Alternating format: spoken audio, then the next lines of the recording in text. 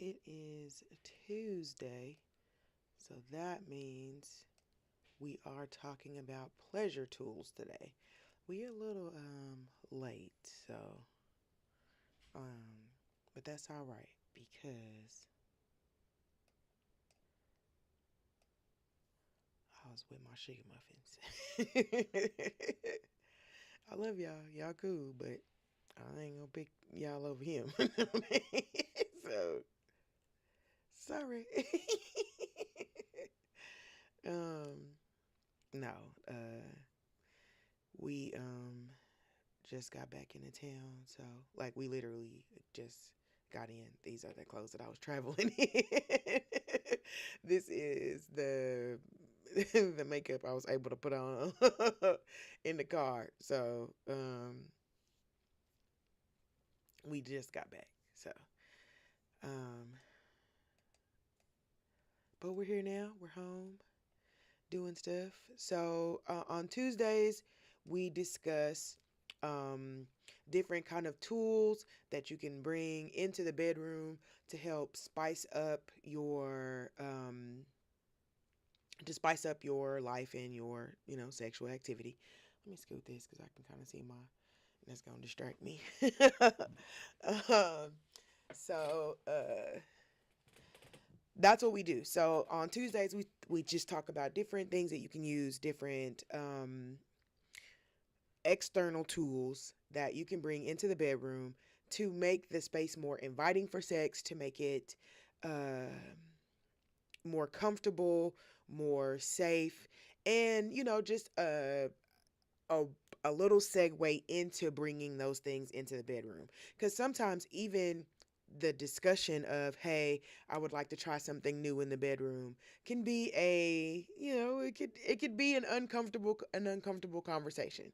So if we talk about it more and we talk about different ways that you can enhance and different things that you can bring into the bedroom to make the experience more magnificent, which is the goal of us having um, creating sexual relationships and creating um, and opening up the door for those types of relationships is to have fun and to make sure that we are engaging in the kind of sexual activity that is safe and that is pleasurable for everyone who's involved. Okay, so that's another important part of the conversation is the pleasure piece, to make sure that the things that we are doing are things that are fun. We want to make sure we having fun. Okay, so that is important. So today we're talking about erotic literature and how you can use erotic literature to spice up the bedroom, and why some people are using it and how they're using it. Okay, so first things first, reading has always been it has always been an outlet for eroticism. Again, one of the oldest pieces of pornography is called the Papyrus of Turin, or the Turin Papyrus, and it is a papyrus that they found that showed all of these different types of sexual acts and sexual activities um, from way, way back, from a very, very long time ago. It was written on a papyrus, so that should let you know how long ago it was. But it goes to show that capturing that media and telling those stories has been a part of sexuality and record keeping and all of those different avenues for a very long time. And although people don't read as much as they did before, reading has just taken on a different set, or getting that information has just taken on a different list of ingredients, but you're essentially doing the same thing. So reading is going to last. People are still doing traditional reading where, you're finding books, but people are also doing a lot of audiobooks, which is the same thing, right? It's just a different medium to get that information. And so, in that, it gives you the option of being able to channel into a certain subset of um, arousal that you may not tap into on a regular basis, right?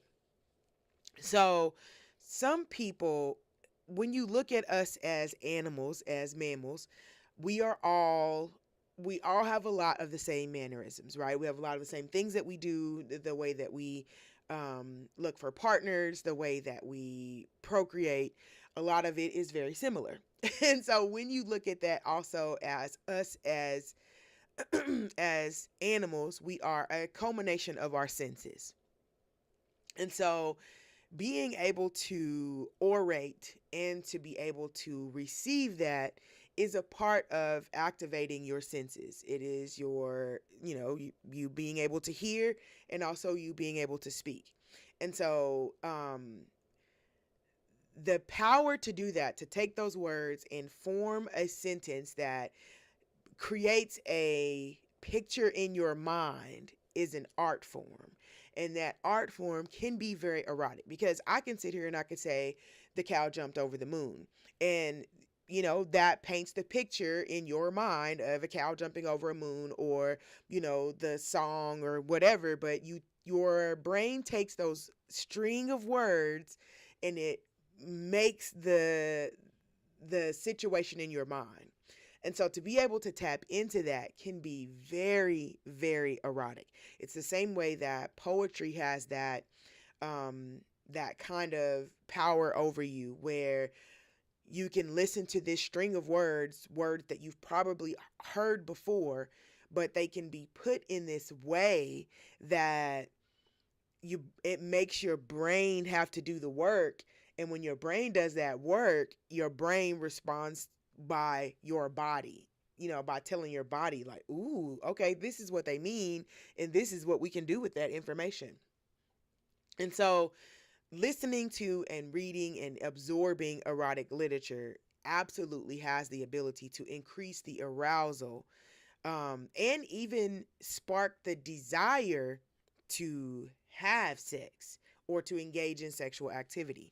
So if you struggle with finding the desire for it, this can also help in those two areas of the sexual arousal process. And so let me pull up my little map. Oh, sorry. Let me pull up my map. Okay. So during sexual activity, your body goes through the uh, um, sexual response process. And so this is each step of that process. And in this, what we're talking about today, erotic literature, you're looking at possibility of um, the possibility of activating your responsive desire and also increasing the arousal. So you will be able to hit 2 points of the sexual response cycle just by doing this one thing, if that does happen to be your thing.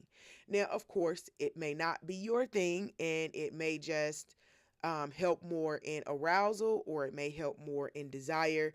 You read a little bit before bed, and now that you have read some spicy literature, you can turn over to your partner and start to initiate based on the feelings that you've conjured up from reading the erotic literature, right? Or you can listen to erotic literature, you and your partner can listen to it together and absorb that energy together. Both of you create the whatever the map looks like in your mind with the words that are being said, because we all don't interpret words the same as well. So if you're both reading or you're both listening to an audiobook of erotic literature, your both of your minds will build a different story or a different variation of the words that you're listening to. And so you can take that and you can build upon that, and you can have you can both listen, get turned on, engage in your activity, and then during your resolution process, after you guys are done, you can talk about what what did your brain do? What did my brain do? And to talk about the story and the narrative that your brain created with the words that the erotic literature was bringing out. So it really helps you through that whole process if you need it, and at some point we're all going to need it. So giving yourself the option of using other types of um, stimulus for your arousal process gives you a better opportunity again of engaging in sexual activity, to being open to sexual activity, and also getting your partner involved in that process. Because you know that it is, if you are hoping to engage with someone else, you also need to be, that energy is cool when it's just inside of you, but how are you going to translate that energy to your partner? So if you are both readers, or you listen to podcasts or listen to audiobooks, that is something that you two can do together, and pick a spicy book, or pick uh, some kind of literature that you would like to read that has an erotic undertone, and then you can keep that going and keep that energy going into the next set of activity, if you understand what I'm saying. Okay. So it definitely has the ability to give you that extra little oomph that you might want to add to. There are a lot of different things that you can do to add that extra spice. This would just be one of them. Now, if you're going to be using it for the arousal process, I would recommend you do short stories. Now, there are a lot of erotic short stories out there, by a lot of different artists that cover a lot of different genres. So you can, sometimes they're free, sometimes they're offered for free. So that is dope as well, because it gives you the option of trying it out and figuring it out. A lot of artists will write the short stories just to see if it's something that people are interested in. Do they want more? If I build this, would more people be interested in it? So you have to, you not you have to, but it gives you the option of trying out a lot of different things and committing to a short story, maybe 6 to 10 minutes or 3 to 4 minutes. Some of them are super short, but it is not, you don't have that long amount of time for like an audiobook if you're using it for actual sexual activity. So, you can commit to a short story, and both of you listen or read together, and then you can move into whatever you want to do.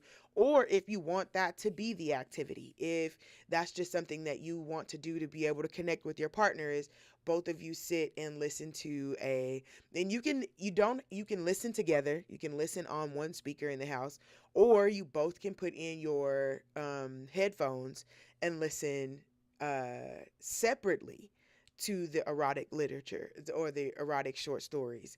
And that also, so there's pros and cons to both sides.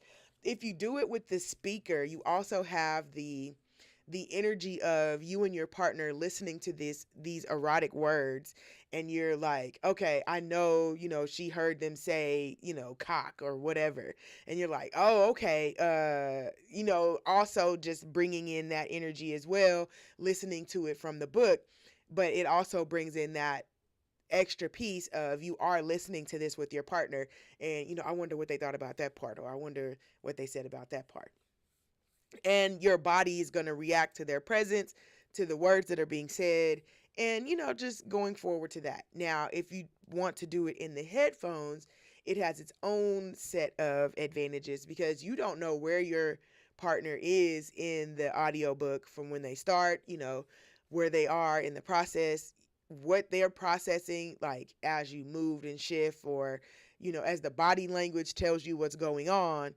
you don't know what part of the audiobook your partner's on. Are they listening to the same thing you're listening to? Is this the same reaction from the reaction that you're having? Are they having a reaction to a part that you didn't have a reaction to? And so on and so forth. And so it just brings this mystery into it, also with someone literally saying dirty words in your ear, strung together in this beautiful way. But it is erotic literature. There are going to be dirty words, right? So and it also has that as a thing, because you don't normally see words written, like dirty words are more likely to be spoken than they are written, if you can follow that, right? The likelihood that you would see dirty words, or even the offense of it, like dirty words, it seems to be dirtier when you have to read it. Like if there was a billboard, I can get on here and I could say coochie all day, right? And coocie's not a dirty word, but coochie is a word that people would say. But if I put a billboard and I put coochie up there, they would have them people on the phone in 45 minutes. And so it seems it being written seems to carry a little bit more weight, like emotionally, um, than it is when it's spoken. But even to hear it, how those words are strung together, even to hear it, can still have, that really dampening effect on it. Just as if, your partner, people talk about talking you through it, and there's someone talking you both through it. Or, even for solo play. So, we talk about erotic literature, we've been talking about it in a partnered sense, but even in solo play, if you find it difficult to get the desire for sexual activity, and or even with yourself, or see yourself as desirable, that would be a good place, if you are a reader, or if you are a person who words do carry power with you, being able to get into that mode from reading some spicy literature could help you spark that desire. And we talked previously about spontaneous desire versus responsive desire. And responsive desire is usually in response to a catalyst, something that has happened. And erotic literature, or reading a spicy book, can be that catalyst that makes you want to have sex, that makes you desire sex. And then, of course, you move to the arousal stage, but you can't get to the arousal stage until everybody has expressed the desire for this activity. So, if you have that, or if you are struggling with that, or working toward bringing that desire back into your body, erotic literature can help you with that for your solo play. And again, you can listen in your headphones if you struggle, if you don't, or if you need more privacy, if you are in a place like a dorm room or something. And sometimes you could do that and, be in the company of other people and nobody knows that's what you're doing, right? We see those videos all the time of those women being like, and they're just doing these mundane jobs, and in their head they're like, and he strokes his big black and they're just like washing dishes or mopping or something. And so you can do that also in the midst of other people without them knowing what's going on. And so that's another way, like, that you can bring that into your partner. Like, y'all can go out on a date, go to a park or go to an arts festival, and while you're walking around looking at things, you could be listening to something. Each of you take an AirPod and listen to some erotic literature as you're walking around in your ears, right? And even if you are by yourself, that would be hot. If you're by yourself and you want to pop some erotic literature in while you take yourself out on a date, go to a park, go to a yoga class, or whatever, and you could be listening to erotic literature in your ear, bringing that desire into your body before you actually plan on addressing it at all, right? And so that's how responsive desire works. It needs a catalyst to bring it into the light. to make you be interested in sexual activity, versus the spontaneous, which is, most people have a view of spontaneous desire. It's that desire that's supposed to just happen, right? As soon as, the thought of sexual activity comes into play, then, everybody is tuned in. Everybody wants to know what's going on. And so it is a way to be able to kind of defeat it, especially if you're going through a rough time, or you're just coming out of depression, or you are, recently unpartnered, from a long relationship, or, seeking a partner and you want to know more about your body before you get there. This is one of the ways that you can kind of tune into yourself and see if this is one of the things that brings desire into your body. And for a lot of people, it does. If you've listened to erotic poetry, if you've went to shows where they have um, erotic exhibitions, and so I've been to those shows where there people reading poetry, and there's someone putting a balloon down their throat, or there's a girl dancing in the bathtub while somebody's singing a sexy song, and all of those things appeal to our senses. It's why it feels good in the body.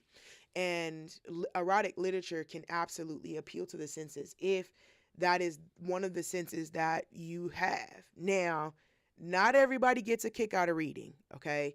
And I absolutely get that. Reading is not there are people who have, some hard memories surrounded by reading, and, just people have some struggles, and some people just with their attention spans they cannot commit to sitting down and reading a book. Like, I can't give you that. I can't give you a reading. But that's where audiobooks come in.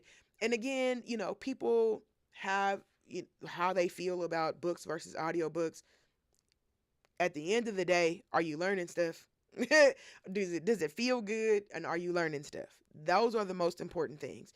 And so, as someone who prefers traditional book reading, I like to sit down and open up the book and open up the page and sit down and get into the book. My experience is not more validated than someone who prefers audiobooks. And also, that's hella ableist to be able to say you're not really reading a book unless you're reading a book. What if people can't? What if I can't? My eyesight is not that good. What if I cannot afford books at this time? There's plenty of reasons why. What if I don't have the attention span to sit down and read a book? So we also have to be able to check any kind of ableist behavior that we may be participating in, just based off of our preferences. People need to be able to have access to literature. They need to be able to have access to short stories, long stories, raggedy stories. I've been seeing people talking about that. Quan Mills, that writer that writes the books like My Baby Daddy's a Cockroach. I love it. I love the idea. Those are not my type of books. I'm a dragon book. Girl, give me a vampire, a dragon, a mystery. Those are mine. But I love the idea of that, of like, just get out there, like, make it ridiculous. People would buy it. That I only know that person because everybody's talking about him. So again, everybody, there's a space for all of us here. So the being able to have access to books and being able to have access to the type of books that you like is important. And there are plenty of genres. Again, many of those books are female read, female led. I saw that, like, some of those ladies that write those short stories are out here making a bag off of it. So if you also are a writer, And you write you a little something, put it on Amazon, see what happened with it.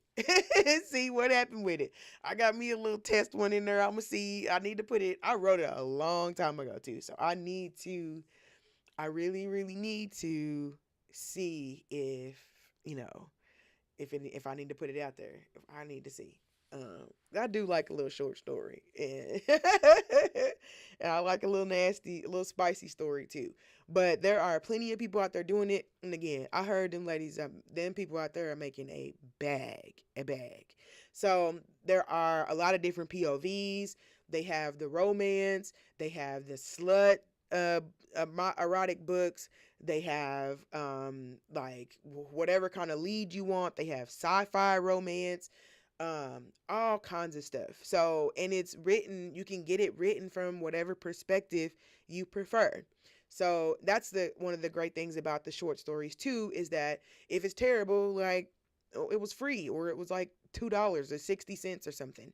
So you don't have to spend a lot of money. And even if you didn't like it, like somebody did write it, right? And so you can pay them 60 cents or whatever to, for them writing it. We appreciate, I hated it, but I appreciate your effort.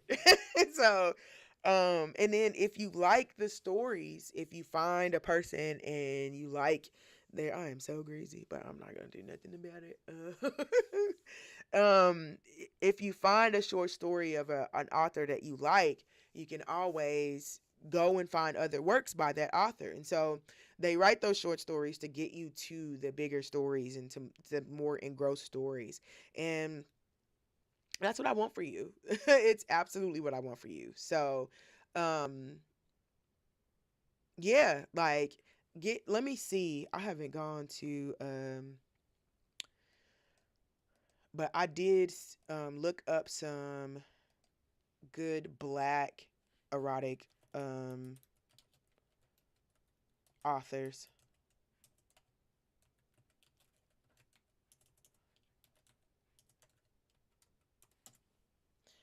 Let's see. So AI said Brenda Stokes Lee,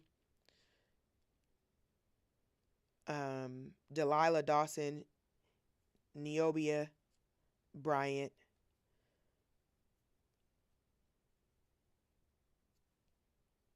erotic fiction with black characters and relationships. Ooh, here are some authors and books mentioned in relation to black erotic fiction.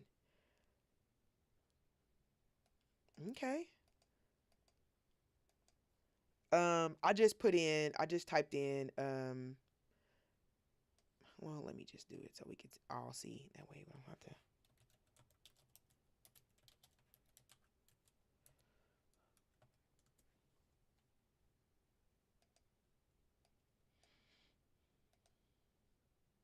Move, move, move, move, move. Okay, then go you, and then we'll go in here, and there we have it. Show more. That's what I wanted to do. And you want to go. Okay. Zane is a pretty popular black erotic author. So I had found a list, but it was a older. I think this one was newer. Um, a newer list. No, this might have been. Yeah, because all of these, I couldn't find any that were published before. I mean, that doesn't mean they're not good books, but I felt like this was like updated in like 2011, or that says 2013. So that's as far back as that had gone. But, that's still some good ones. So I'm going to drop it in the chat.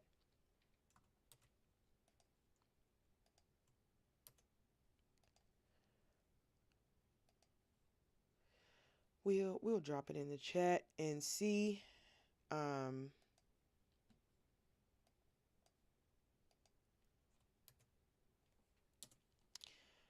but because we don't want to knock out some of the older books, but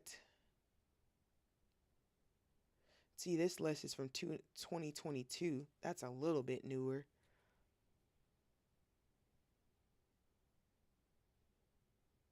Okay.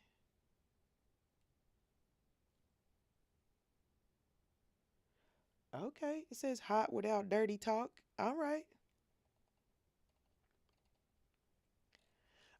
Okay. So, yeah, spicy literature for sure. Again, you can find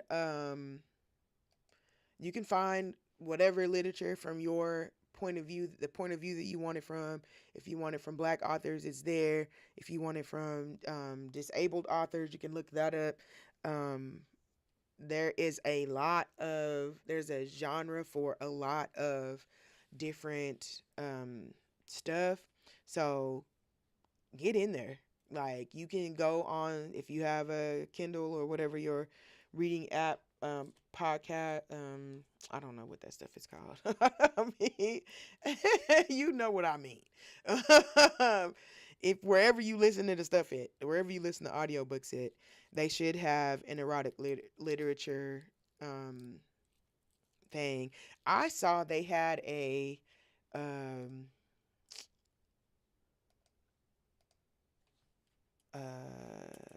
conference.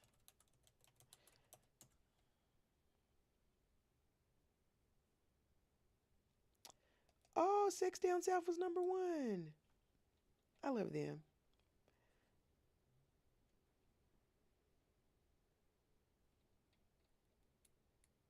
Oh, maybe one day I'll get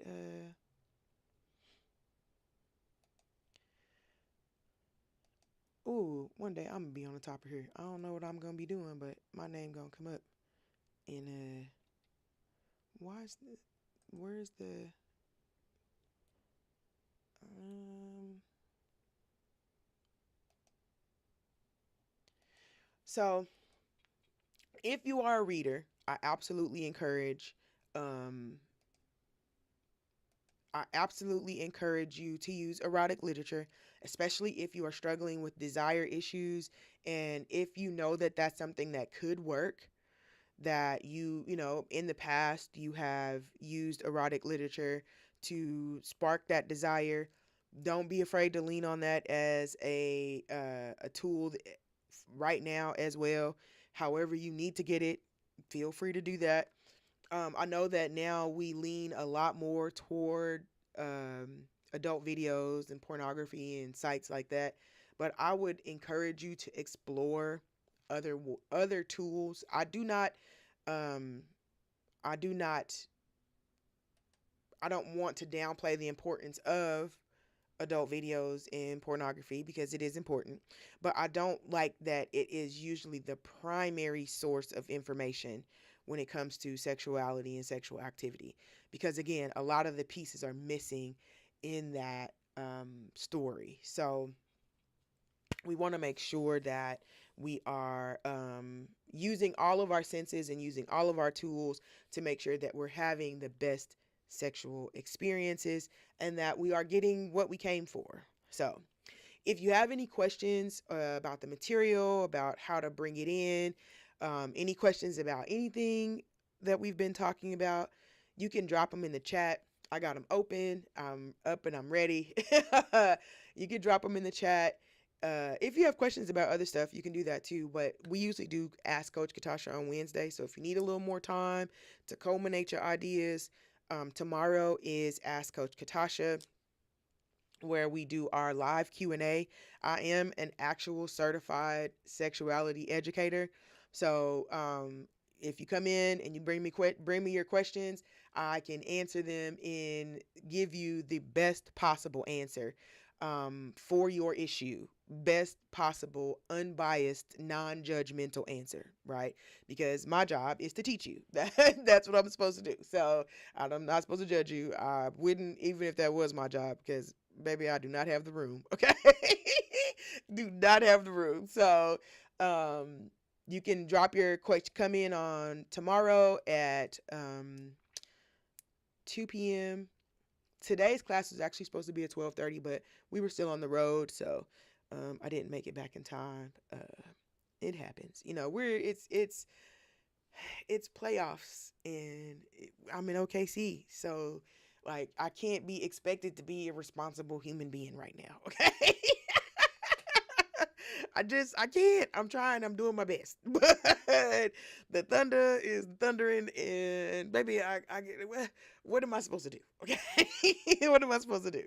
So yeah, man, this thunder is thundering. So um but usually Pleasure Tools Tuesday is at 12:30 on Tuesdays. Matter of fact, let me go ahead and get the news schedule uploaded because I have not done that.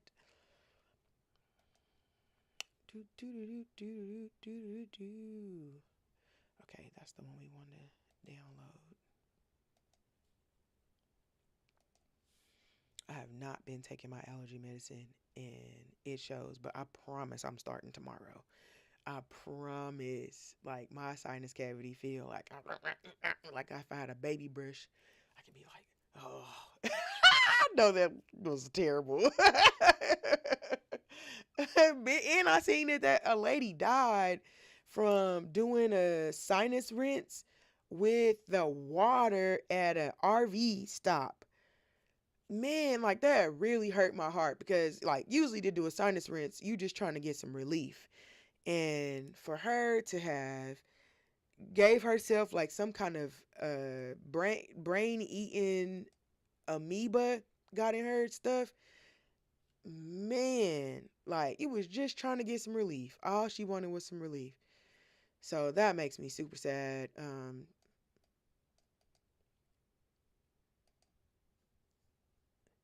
Don't be out here doing sinus rinses. If you traveling, do the sinus rinse with bottled water. Okay, um, be super careful with the inside of your body. I be telling y'all that we only got one. We gotta just keep them good. We gotta keep it good until we just gotta keep working on it until because we can't keep we yeah. Listen, I mean, we can fix it. If you've already gone over the expiration date, we can usually do some stuff to help it. But if we can catch it before, that would be way more helpful for us. If we can stop it from getting to that point, and if we can stop. Oh, there we go. Okay, let's change this out.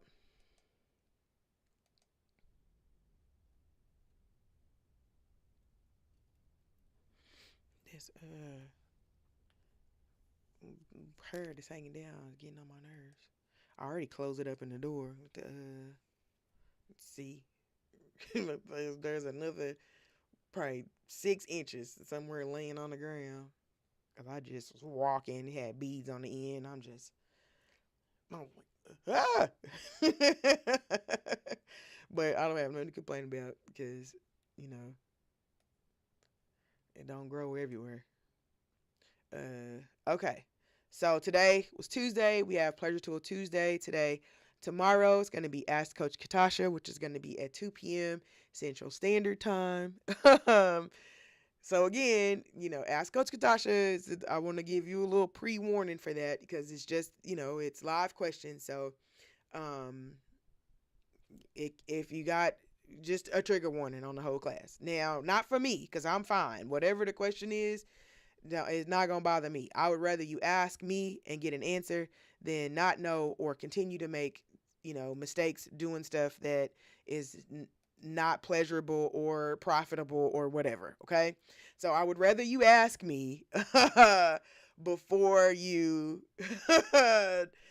before instead of not asking me. Okay, and so here's the thing: is that sometimes some of the way that you ask questions, I might not get to see it because some of the platforms will block the question if it is deemed inappropriate or if you're using a word that they have flagged in the system. So if that does happen, just let me know and we can try to ask the question in a way that, we can use our context clues and I can help you figure it out, right? Without you getting blocked and without getting me blocked. So, and here's the thing about that is that I'll be back. So I'm fine if, something we mess up or you say something and they shut us off, it's fine. I'll be back. I don't know what they do to y'all's accounts. Okay. So let's just, be mindful that, that there is a system in place and that it flags words and certain things. But I'm really good with my context clues. So if you just, use another word in its place or misspell it or whatever, I'll figure it out. If you don't want people in your business, but you do have a question, and you would like to ask it discreetly, you can email me. Um, you can email the question in advance, and I will bring it back to the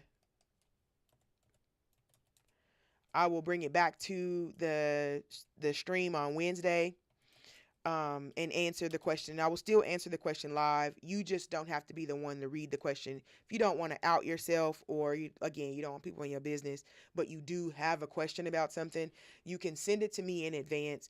If you can email it to me, or you can send it to any of my socials. You can search for me, Coach Katasha.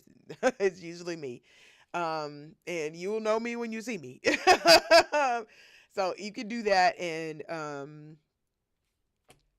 yeah, like send it to me, and again, I'm going to give you an honest, non-judgmental answer to your question. My job as an educator is to make sure that everybody is being safe, that everybody's legal, everybody's safe, nobody's getting hurt beyond the capacity that they desire, and that everybody's having fun. That's my job. Make sure that you being safe and make sure that everybody's having fun. So all questions will be answered with those two rules in mind. Whatever else you doing is not my business. I don't care how many people it is. I don't care how many times you did it. That's not my business. I mean, I do want to know because have your fun, okay? But I'm not going to judge you for it. Give me as much information as you want, as you deem necessary, and we'll work it from there. Okay. On Thursday, we'll be back here at 12:30 p.m.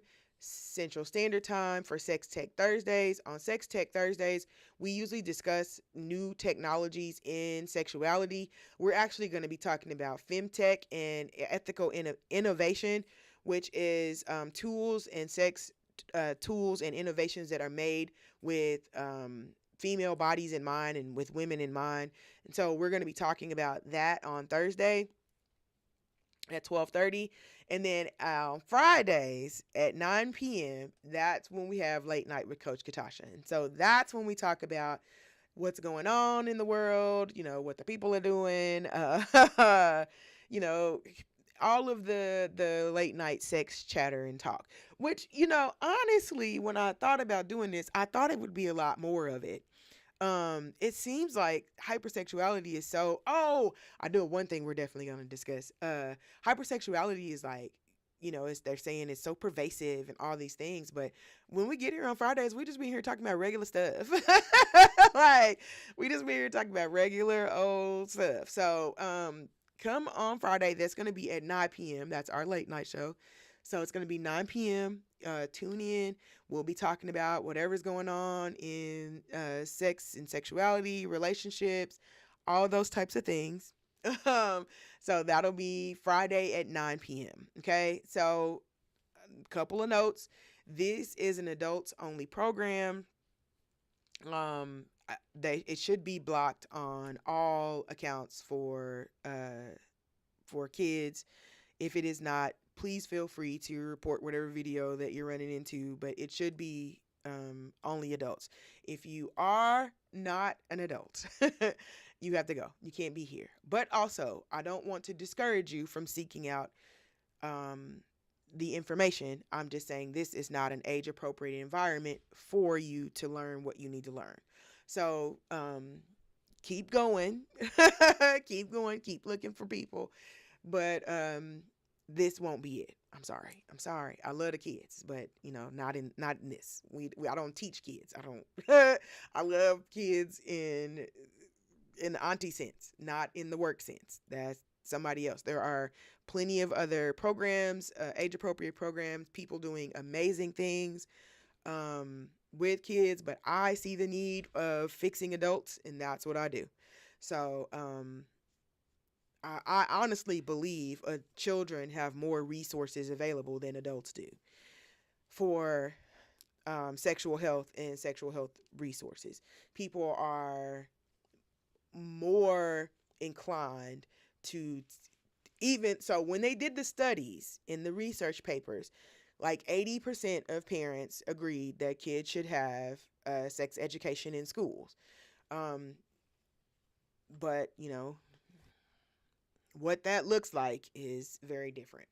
But there is no place for adults to get it once you leave seventh grade or 11th grade or whatever grade they tell you that you must eat and that you're going to get your period and that your voice is going to change. There's not very many places for adults to find quality sex education. And I do unequivocally believe that it is important for your mental health, for your physical health, for your quality of life. Your sexual health is super, super important. So, um, stop by any of those classes. This is our schedule. We will be here either at 12:32 or 2 p.m. during the week, and then on Fridays is our late night class. If you have something that you want to discuss as well, drop it in the chat, or you can send it to me in advance. If you don't want people to know that you're the one, if your old lady gonna see you posting it and you're gonna be in trouble, just send it to me privately, so you can eat dinner tonight, okay? I don't want you to be in trouble, but yeah, please send it to me. um this was this space has been created to make an environment for adults to feel comfortable talking about sex, to feel comfortable discussing sex and asking questions, or having somewhere to ask questions about sexual issues that doesn't feel like you're being judged, or that you're not being listened to in the form of talking to your doctor or your physician. And so I opened up this space to do this thing to make a way for you to be able to have access to that. So I want you to use that, use this opportunity to talk to someone about sex. That, I mean, how often are you going to get this opportunity? Like, how many other sex educators do you know? Right, that's what I thought. So, you have an opportunity here to talk to someone whose full range of education revolves around sex and sexuality. So, I am the expert. Yeah, I am. So, please feel free to ask me your questions, whatever the question may be, whatever you're feeling like, whatever you want to discuss. I'm open to all types of questions. And again, they will all be answered. No judgment, no shame, no none of that. Hey, everything need an answer. I would prefer than not know and be causing harm. So stop in, hang out with us. Um, Tomorrow's going to be Ask Coach Katasha, so stop in for that. Ask Coach Katasha's fun. It's one of my favorite shows for the week. Because people are just like, what about, and what do you think about? And I love that. Pick my brain. That's what I'm here for brain picking. So if we don't have any other questions, let me make sure. Let me go look. Let's go see. Let's go see.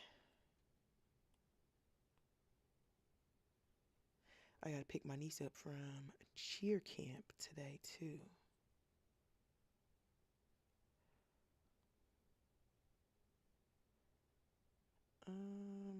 Where would it be in here? Message requests.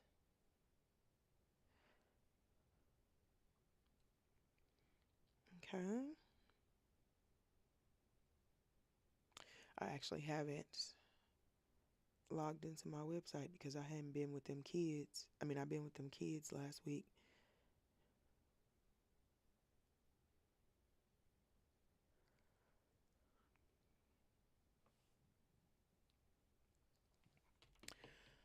Um, let's see, let's see.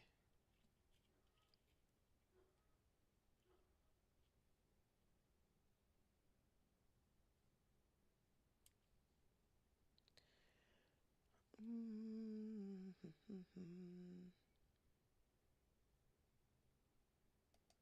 You?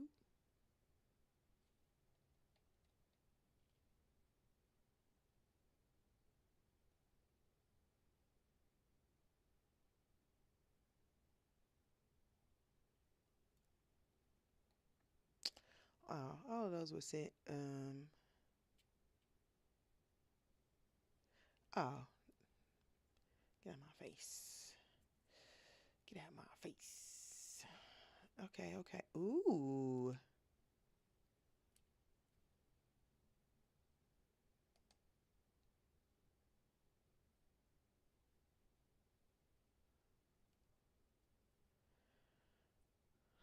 Okay, okay.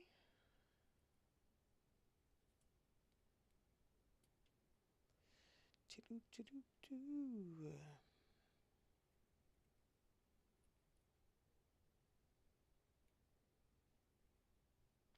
Okay. All right, okay. Ooh, tomorrow's gonna be interesting. Okay. Okay, okay, okay. So let me see. Make sure I didn't leave nobody out. I don't see no any questions over there.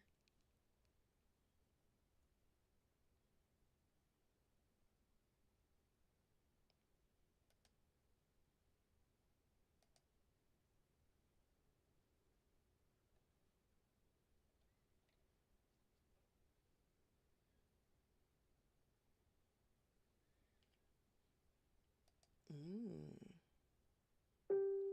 Oh, that was what is that? Uh, probably this. My Facebook is opening this. It is okay. I will close it down. Cause please get out of my, get away from me. Problem solved. Okay, okay. Oh yeah, tomorrow's gonna be spicy. Oh yeah. Okay. Um. Well, that is all that I have for today. If you have any additional questions or want to talk to me about something, please feel free to reach out to me at expressionoverrepression@gmail.com or Coach Katasha at expression